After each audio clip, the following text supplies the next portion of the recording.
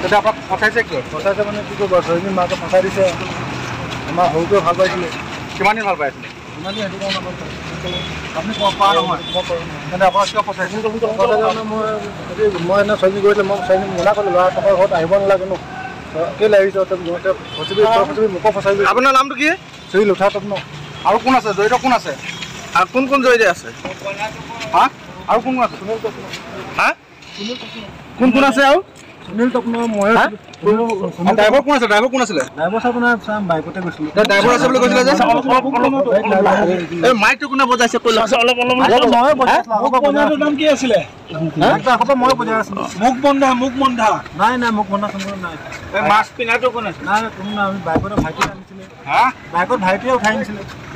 ভাইটি তই সুনীল আৰু